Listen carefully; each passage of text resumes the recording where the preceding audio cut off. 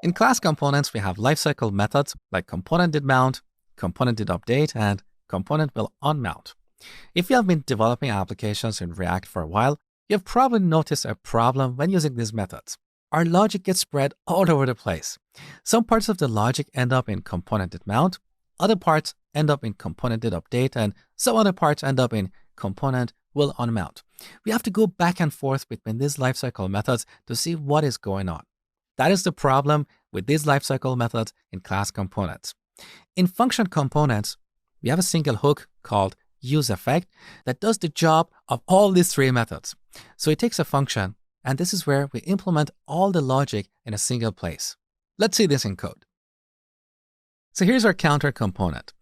Let's say when this component gets mounted, or every time it gets updated, we want to set the title of this document to this message over here.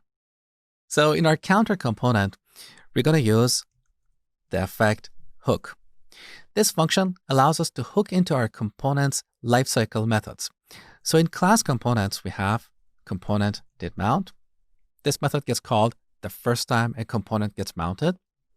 We also have component did update. This method gets called whenever our component gets updated. This happens when a component receives new props or its state changes. Now, in functional components, we use the effect hook. So here we pass a function. I'm going to pass a lambda expression. And this function that we pass over here, gets called every time our component renders. So that applies to both the first render and any subsequent renders. So with this implementation, all our logic will end up in a single place. It's not going to be spread over two different places, okay? So here, let's set document the title. We can use a template string. So I'm using the backtick character. So we can dynamically insert values.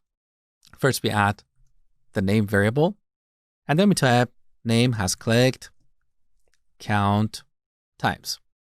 So name and count are arguments in this template string, okay? Let's save the changes now. So here's the initial title of our document.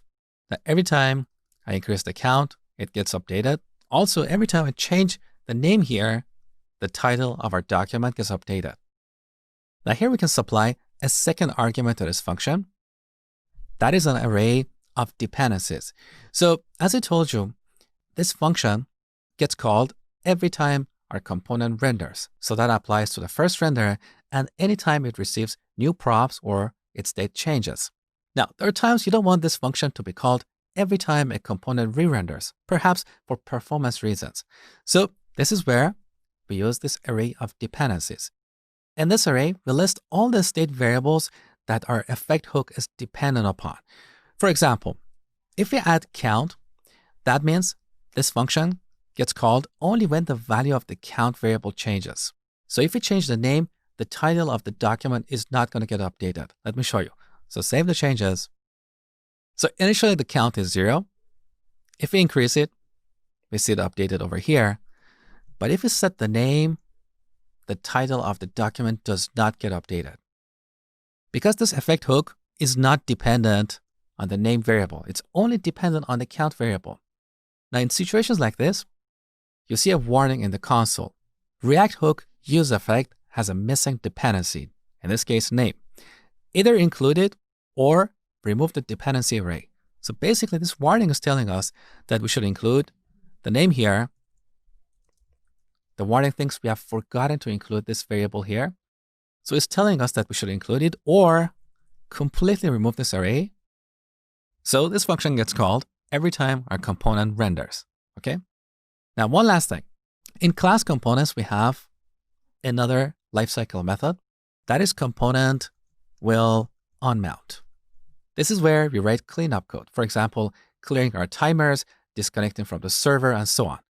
When using the effect hook, here we can optionally return a function. And in this function, we can write all that cleanup code. So any code that we previously wrote in component will unmount would end up here. Now with this implementation, you can see all the logic around a certain feature will end up in a single place. It's not spread over different lifecycle methods. So let me quickly demonstrate this.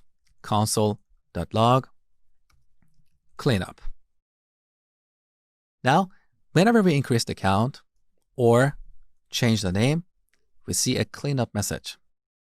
This is because this function has no dependency, so it's getting called every time our component gets re-rendered. And as part of this, React first calls our cleanup function. Now, there are situations where this could have a performance penalty.